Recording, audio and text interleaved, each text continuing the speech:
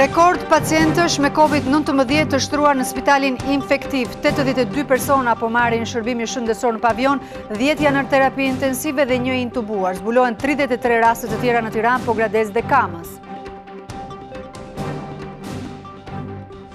Pandemia pritet të krijojë një borxh të ri prej 460 milion dollarësh. Qeveria po përgatit aktin e tretë normativ të rishikimit buxhetit që parashikon të mbajë deficitin buxhetor në minus 5% të prodhimit kombëtar.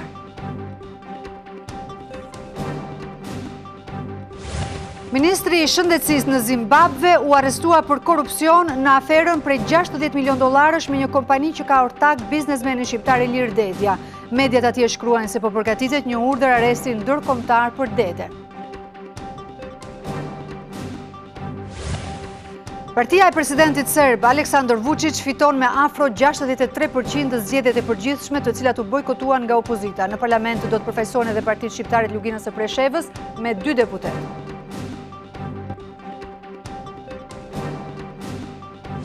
Vala kundër monumenteve kombëtare në Shtetet e Bashkuara të Amerikës prek edhe presidentin Theodore Roosevelt. Muzeu i Historisë në New York pranoi se do ta heqë statujen e tij për shkak se diskriminon afroamerikanët dhe autoktonët.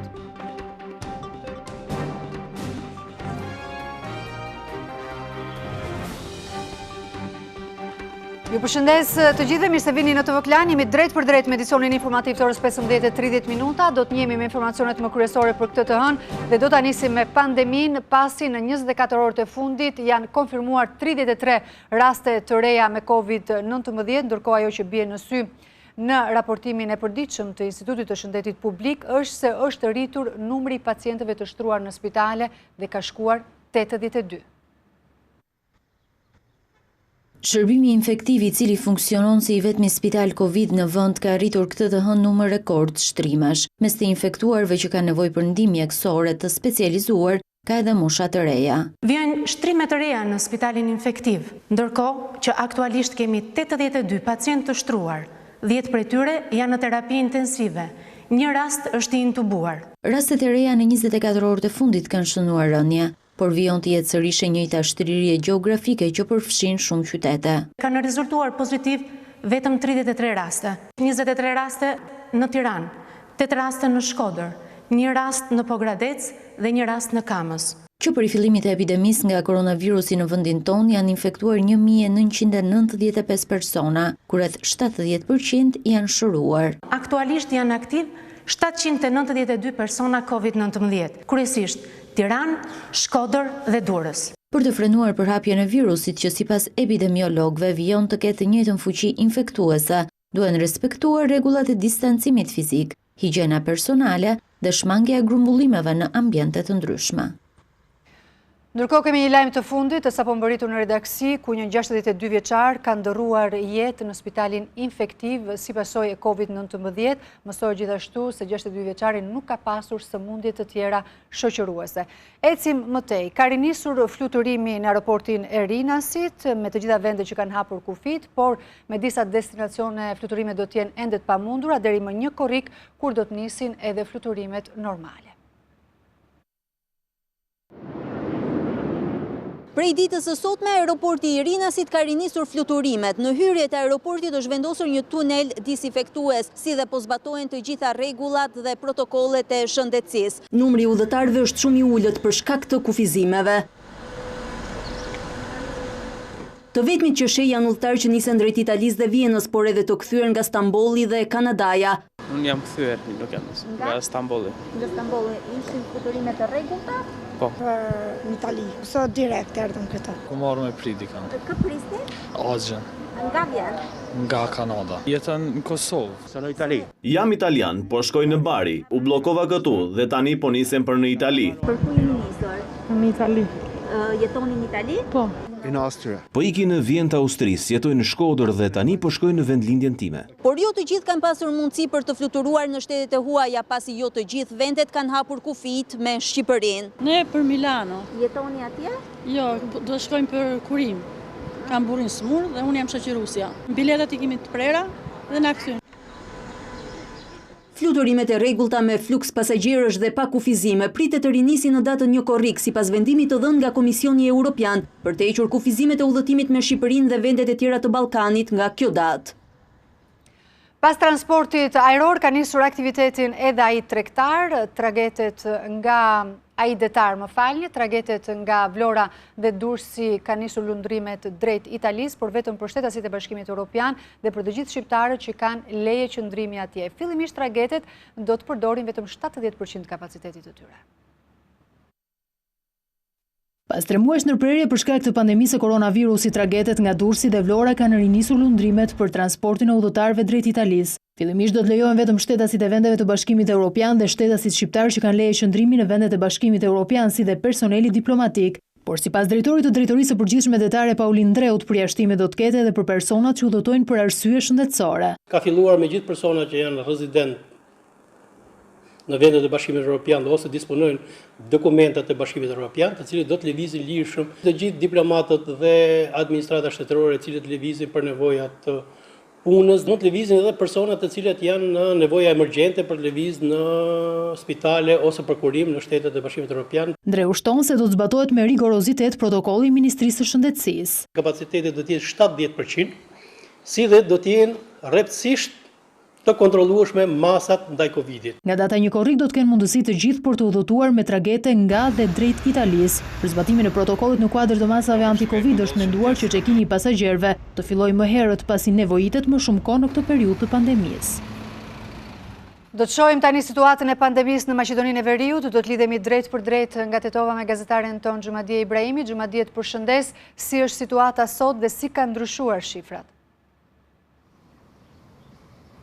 Po, përshëndetje Anjola, gjatë 24 orët e fundit janë shënuar 90 raste të reja me COVID-19, pak më pak se në ditët tjera, gjithashtu janë shënuar edhe 9 viktima. Mirë po, Komisioni për Sëmundje Infektive gjatë ditës së sotme ka propozuar qeverisë së Maqedonisë së Veriut që të vendosë për çështjen e kufive, edhe ato ky komisioni ka propozuar që shtetasit të cilët hynë në Maqedoninë e Veriut të hynë në vend edhe ato pa teste dhe pa nënshkrim të deklaratës për vetizolim. Ndërkaq tem diskutime dhe debate paraqesin çështja e zgjedhjeve të parakohshme parlamentare, ka përplasur partitë politike në vend edhe ideja e kryeministrit shqiptar, ku pikërisht për këtë çështje lideri i LSDM Zoran Zaev gjatë ditës së sotme ka njoftuar se me këtë ide BDI do të shkojnë në opozitë. Gjithashtu kanë reaguar edhe nga VMRO DPMN-ja, lideri i kësaj partie Risian Miskovski ka njoftuar se çështja e idesë mund të jetë është shumë çështje nacionaliste dhe i ka lodhur partitë të tjera në vend. Xhumadie, falenderoj për të gjitha informacionet e reja që solën në këtë lidhje të drejt për drejt nga Tetova, ndërkohë pandemia e koronavirusit këtë të hënë ka shënuar një rekord të ri, ku aktualisht janë mbi 9.000 të prekur në nivel global. Vatrat më të nxehta vijojnë të mbeten Brazili dhe Shtetet e Bashkuara të Amerikës.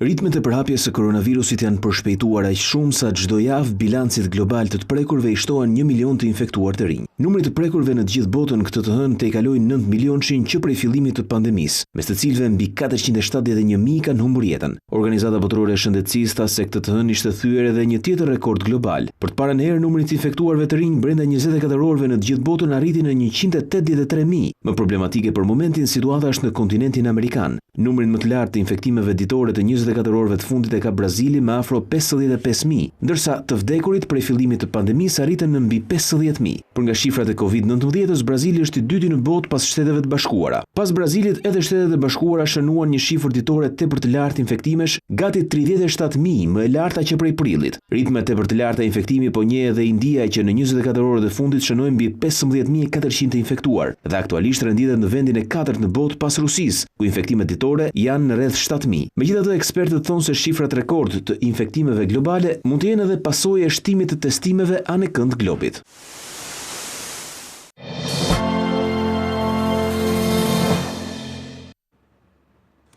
Pandemia do të shtojë një ngarkesë të re borxhi i buxhetit të shtetit prej $460 milion, si pasojë e rënjes së të ardhurave nga taksat, por edhe rritjes së shpenzimeve.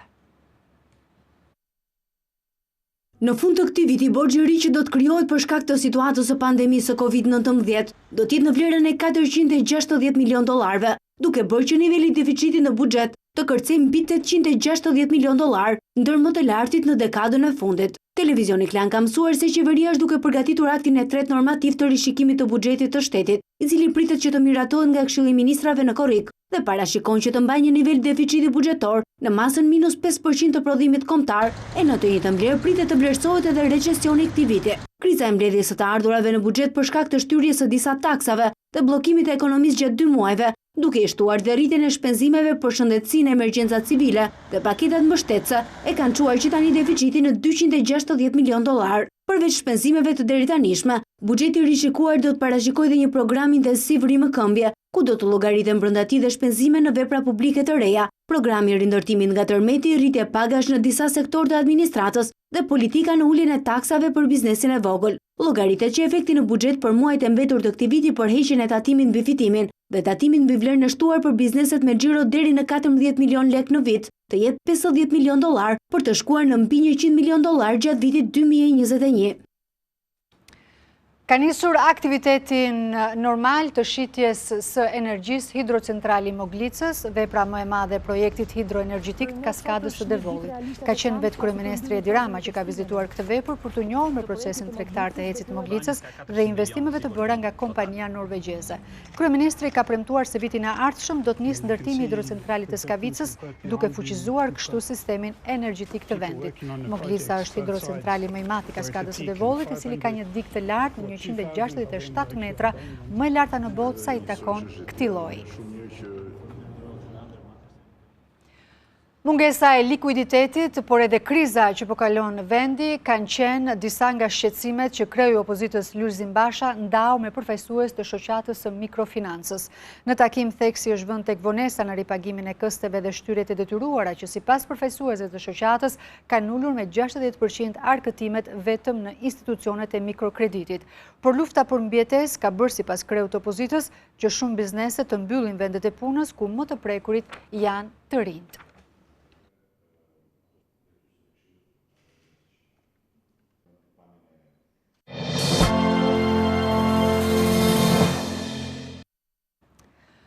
Ka ndalë në dritë të tjera detaje nga afera $60 milion me tenderin e materialeve anti-Covid në Zimbabwe, ku edhe është përfshirë një biznesmen shqiptar që krijoi një kompani vetëm 2 javë para se të fitonte tenderin. Ndërkohë që autoritetet e Zimbabves kanë arrestuar ministrin e shëndetësisë dhe kanë shpallur në kërkim edhe biznesmenin shqiptar Ilir Dedja. Ministri i shëndetësisë në Zimbabwe është arrestuar për korrupsion për shkak të tenderit prej $60 milion për blerjen e materialeve anti-Covid me një kompani që ka ortak biznesmenin shqiptar Ilir Dedja. Obdia Mojo u arrestua nga antikorrupsioni pasi një investigim i gazetës Zimlive zbuloi se si kompania qeveritare Nat Pharma kishte kontraktuar kompani private që nuk ishin në regjistrin e prokurimeve për të blerë miliona dollar ilaçe gjatë emergjencës së anti-Covid. Një nga kompanitë që kishte marrë tenderin është Drax International, e krijuar vetëm 2 javë para se të lidhte kontratën me ortak shqiptarin Ilir Dedja, që sipas mediave të Zimbabves është shpallur në kërkim. 2 javë pas themelimit, ajo u pagua $2 milion në një llogari bankare në Hungari, shkatërhoqi edhe vëmendjen e Interpolit. Pagesa ishte pjesë e $60 milion që ishte firmosur me këtë kompani që kishte fituar tenderin pagar. Kjo pagesë ju referua Interpolit nga Hungaria, i cili nisi menjëherë hetimet. Në këtë moment, rezulton se Ilir Dedja hapi një kompani në Dubai dhe e çoi në Zimbabwe një faturë të re prej $1 milion për të paguar. Drax International, shkruan Zimlive, është e lidhur me kriminal të njohur atje. Delish Guaja, ortak i një prej djemve binjak të presidentit të Zimbabves, Emerson Mnangagwa, dhe shumë i afërt me bashkëshorten e presidentit. Ai ishte i pari që u arrestua në aferën e quajtur Covid Gate. Mediat në Zimbabwe shkruajnë se teksa ishte në pritje të akuzave, autoritetet po bashkëpunojnë me partnerët e huaj për të nxjerrë një urdhër arresti ndërkombëtar për Ilir Dedjan, i cili rezulton se ka në shtetësi italiane. Dyshohet se Dedja ndodhet në Itali ose në Shqipëri, por ai ende nuk ka reaguar për këtë çështje. I vetmi që ka reaguar është Mërtiri, pasi emri i tij u përmend si personi i përfshirë në këtë aferë, për shkak të një fotoje ku ai gjendet me presidentin e Zimbabves dhe ish deputetin e Partisë Demokratike Gert Bogdani. Mërtiri, që rezulton ortak në një tjetër biznes me Ilir Dedjan, tha se ai nuk kishte lidhje me aferën. Ndërsa ish deputeti Bogdani, i pyetur nga TV Klan, tha se nuk e njihte Ilir Deden. Lidhur me fotografinë ku ai shfaqet me presidentin e Zimbabves dhe biznesmenin Mirel Mërtiri, nuk pranoi të bënte asnjë koment. I akuzuari për vrasjen e Kuran Billës nuk pranon akuzat. Viktor Marku pretendon se ka qenë në Maltëzi kur ka ndodhur ngjarja, ndërkohë që gjykata e Tiranës ka shtyrë seancën për masën e arrestit.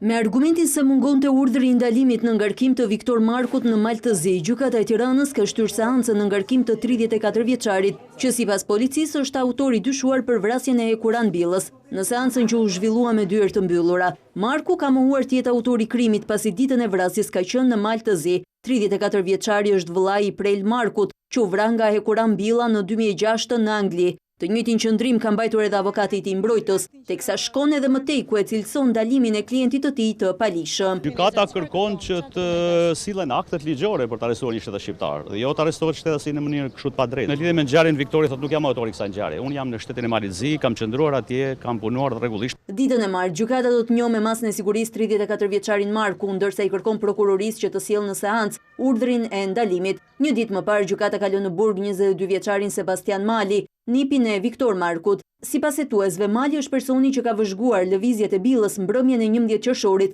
dhe më pas ka njoftuar autorët për të kryer ekzekutimin. I riu ka mohuar akuzat dhe ka treguar se ndodhej në zonë për të bërë pazar dhe për të takuar të dashurën. Por sipas hetuesve, referuar kamerave të sigurisë, rezulton se 22 vjeçari ka treguar rrugën makinës tip Benz nga e cila qellohet me breshëri Billa. tvklan.al, webi më i klikuar ndër të gjithë televizionet mbar shqiptare. Lajmi i fundit, gjithçka ndodh në vend, rajon dhe botë. I gjeni në kohë reale në tvklan.al. Informohu në lëvizje vetëm me një klikim në celularin tuaj, edhe në aplikacionin tvklan.al. Video dhe lajme për çdo emision, dhe të rejat apo sinopse të serialeve tona, vetëm në tvklan.al. Besueshmëri, shpejtësi, cilësi dhe interaktivitet. Klan, televizioni mbar shqiptar më i ndjekur. Partia e presidentit serb Aleksandar Vučić ka fituar bindshëm zgjedhjet parlamentare të së dielës me 63% të votave, ndërkohë pjesëmarrja ishte mbi 50%, kurse opozita bojkotoi zgjedhjet. Partia Progresive e Serbisë e presidentit Aleksandar Vučić është fituese absolute e zgjedhjeve në Serbi. Bojkoti nga ana një pjesë të opozitës ka dështuar pasi pjesëmarrja në zgjedhje ka qenë mbi 50% të votuesve. Vučić tha se rezultati konfirmon punën e tij dhe se do të bëjë qeverisje të gjerë edhe me ata që nuk janë futur në parlament. Do luftoj për Serbin çdo ditë, do luftoj me zemër, me gjithë dijen time, me gjithë energjinë që kam dhe nuk ekziston asgjë në botë më e bukur dhe më e mirë, asgjë më hynore nga Serbia jonë. Kreu i progresistëve tha se presim punë dhe udhime me njerë në Moskë, mbase në Bruksel dhe në Washington ku do të takohet me liderët e Kosovës dhe ku do të vazhdoj puna e qeverisjes së tij për zgjidhjen e problemeve të Serbisë. Partia e dytë është ajo socialiste e shefit të diplomacisë Ivica Dačić me rreth 13% dhe e treta e kryetarit të mini bashkisë së Beogradit të ri, që paraqet një befasi të këtyre zgjedhjeve. Për të mësuar më shumë mbi zhvillimet të rreth e rezultatit të zgjedhjeve në Serbi, do të lidhemi në këto momente drejt për drejt me gazetarin ton Idro Seferi. Idro, të përshëndes, pse ka një lloj kakofonie sa i përket rezultatit të zgjedhjeve për partitë shqiptare dhe kur pritet të certifikohet rezultati? Procedura në Serbi është pas zgjedhjeve preliminare, pas rezultateve preliminare, ato bëhet një rinumërim dhe përpunohen të dhënat, deri tani kanë shkuar në 70%, sa i përket pluginës së Preshevës, ka patur njoftime që kanë marrë 4 deputet, por asnjë dhënë nuk e tregon këtë gjë, edhe pse nuk kemi arritur në fund të procesit deri më tani, por ngelet të shihet se si do të jetë. Ka patur disa fërkime, sidomos në qytetin e Bujanocit, duket që votat e shqiptarëve janë të paktën një 6.000 vota më pak se sa ato në zgjedhjet lokale dhe kjo ka ndikuar në uljen e rezultatit për partitë shqiptare, por për më tepër mund të ndjekim kronikën. Shqiptarët e luginës së Preshevës nuk kanë marrë 4 deputet në kuvendin e Serbisë, të paktën jo me votat e këtyre trevave. Sipas informacioneve zyrtare, Komisioni Qendror i Zgjedhjeve i vlerëson shqiptarët në 2 deputet. Ajo që ka qenë një risi në qytetin e Bojanocit, ku kishte edhe zgjedhje lokale, është fakti se dallimi i votave për zgjedhjet për komunë është i madh me ato të parlamentit. Shaip Kamberi nga Partia për Veprim Demokratik, i cili është i pari në listën për deputet, për televizionin Klan ka konfirmuar se shqiptarët kanë siguruar 2 deputet, duke quar akuzat të rënda drejt partnerëve shqiptar. Në Bojanovc nuk përputhen votat e dalura për zgjedhje lokale dhe për zgjedhje parlamentare, për arsye se subjektet politike nënshkruese të marrëveshjes së Tiranës nuk i kanë respektuar marrëveshjen dhe shumë zgjedhës të tyre ose nuk kanë votuar ose i kanë bërë pavlefshme fletvotime. Shqipëri Marifi, kryetari i Preshevës, thotë se deri më tani shqiptarët kanë marrë 3 deputet, por janë duke pritur rezultatet zyrtare. Ai thotë se në Preshev situata dallon prej Bojanocit, pasi qytetarët kanë votuar këtu më shumë. Në ditën e gjeshëm kemi votuar kombin shqiptar, edhe idejen që edhe Shqipëria e ka mbështetur këtë listë, ne nuk kemi votuar asnjë politikan, asnjë parti politike, dhe besoj që në komunën e Bojanocit edhe jam i vetëdijshëm edhe i bindur në atë që kështu nuk ka qenë fatkeqësisht edhe në komunën e Bojanocit. Idro Seferi, TV Klan, Beograd. Vjosa Osmani nuk ka vendosur ende për të ardhmen e saj politike pas shkarkimin nga Lidhja Demokratike e Kosovës. Ndërkohë, nuk ka munguar oferta nga lëvizjeve të vendosje. Kryetaria e Parlamentit Vjosa Osmani, e cila 2 ditë më parë u shkarkua nga posti nënkryetares së Lidhjes Demokratike të Kosovës, nuk bën të ditur se cila do të jetë ardhmja e saj politike. Nuk kam asgjë për të shtuar nga ajo që e kam thënë. Pra vetëm e rikonfirmoj secilën fjalë që e kam thënë të shtunën. Nuk është përgjigjur as nëse do të vazhdoj të jetë antare e LDK-s, derisa lëvizja vetëvendosje me kryetarin e secilës i kanë qëndrimet më të paraafërta, pas shkarkimit të saj i ka hapur dyert për të. E rikonfirmoj të gjitha atë që e kam thënë. Vjosa Osmani u shkarkua nga pozita e nënkryetares në parti me 70 vota për të antarëve të Këshillit të Përgjithshëm të partisë nga 123 sa janë gjithsej, me arsyetimin se doli kundër qëndrimeve të partisë në disa raste. Osmani ishte kundër prishjes së koalicionit LVV-LDK, posaçërisht në kohë pandemie, ndërsa nuk e udhëhoqi seancën për formimin e qeverisë së re LDK-AAK Nisma, ku kryeministër u zgjodh Abdullah Hoti. Blerta Dalloshi Berisha, TV Klan, Prishtinë. Vetëm pak ditë pas si mori detyrën e krye negociatorit për antarësimin e Shqipërisë në Bashkimin Evropian, Zef Mazdi është ngjitur edhe në zyrën e presidentit Ilir Meta. Kreu i shtetit e ka cilësuar atë një diskutim të hapur dhe konstruktiv për perspektivën e çeljes së negociatave. Sipas presidentit Meta, politika jon duhet të tregojë vullnet për plotësimin e kushteve dhe është e rëndësishme përgatitja teknike dhe rritja e kapaciteteve negociuese.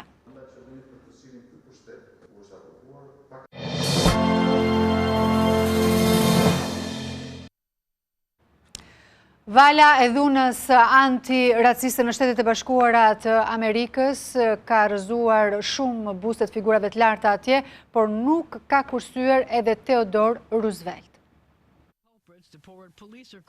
Vala e dhunës kundër simboleve historike në Shtetet e Bashkuara ka prekur edhe monumentin e ish presidentit Theodore Roosevelt nga radhët e republikanëve, që drejtoi vendin për 2 mandate duke nisur nga viti 1901. Ky monument i ndodhur pranë Muzeut Amerikan të Historisë në New York do të hiqet. Protestuesit antiracizëm e kanë sulmuar disa herë gjatë protestave të tyre për shkak të simbolikës që përcjell. Presidenti Roosevelt ndodhet mbi kal dhe më këmbë ndjekin një indigjen dhe një afroamerikan. Kjo sipas protestuesve simbolizon superioritetin e racës së bardhë që në këtë monument përfaqësohet nga Roosevelti mbi kal që tregon një kategori shoqërore të lartësuar. Drejtuesit e muzeut vendosën heqjen e monumentit, ndërsa kryebashkiaku Bill de Blasio e mbështeti vendimin duke thënë se monumenti i tregon njerëzit me ngjyrë dhe indigjenët si të nënshtruar. Pre dhunës antiraciste gjatë protestave për vrasjen nga policia të afroamerikanit George Floyd, kanë rënë edhe simbole të tjera historike deri tek zbuluesi i kontinentit amerikan Christopher Colombi.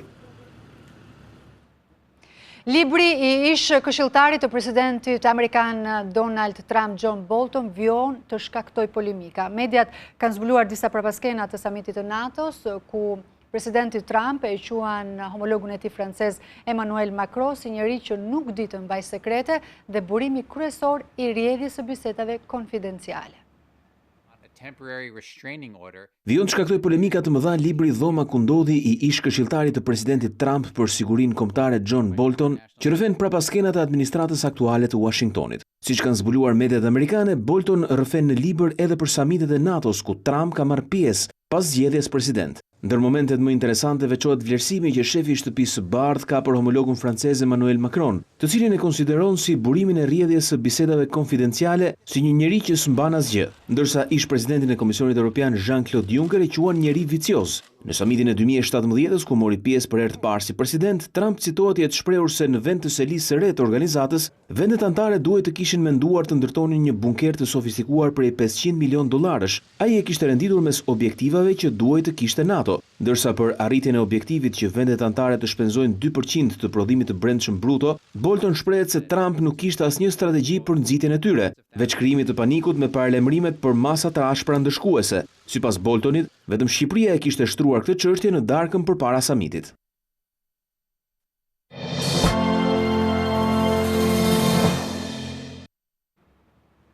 Çdo person mbi 75 vjeç kartën e identitetit ta ketë pa afat skadence. Vendimi është vetëm për kartët e identitetit dhe jo pasaportat biometrike. Sipas Ministrisë së Brendshme, kjo bëhet për të shmangur kostun e aplikimit si dhe marrjen e shenjës së gishtërinjve për shkak të pamundësisë fizike për të shkuar pranë zyrave të aplikimit.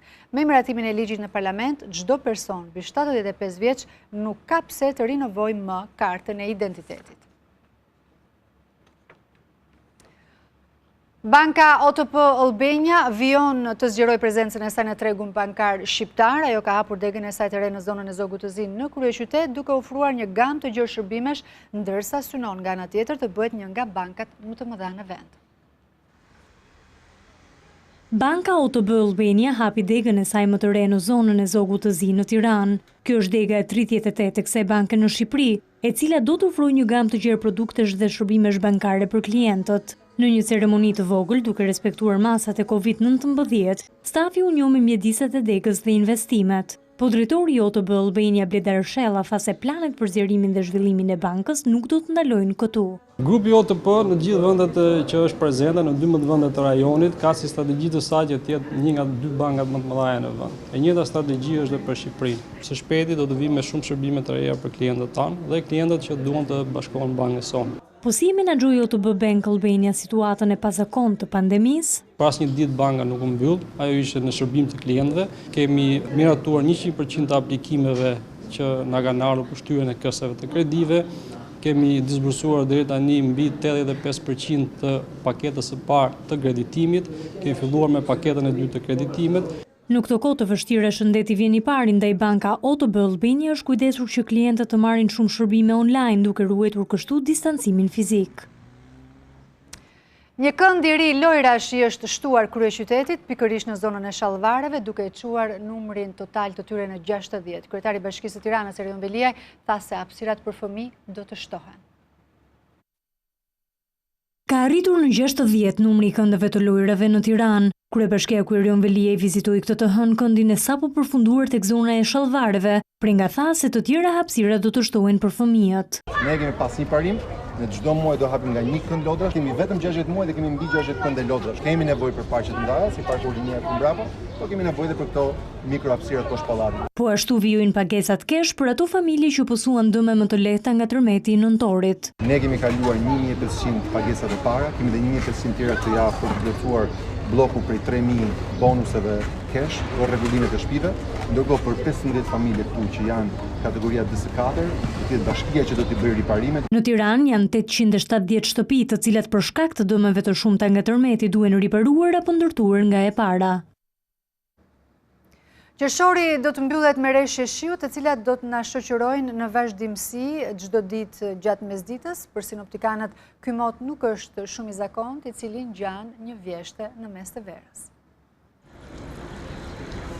Diell dhe shi brenda ditës. Kjo është panorama e motit që do të na shoqërojë deri në mbyllje të muajit qershor. Sinoptikanët parashikojnë që java e fundit e këtij muaji të ngjasojë me një vjesht në mes të verës për disa qytete.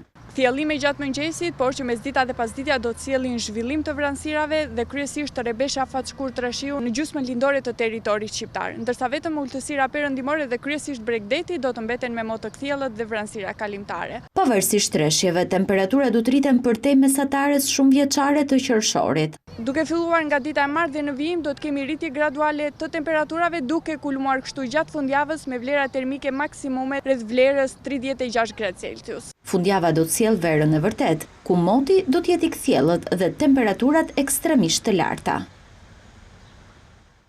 Dhe këtu kemi mbërritur në fund të këtij edicioni informativ. Faleminderit që na ndoqët. Ju vijoni të qëndroni me programet tona. Bashkë ndajemi këtu. Mirupafshim.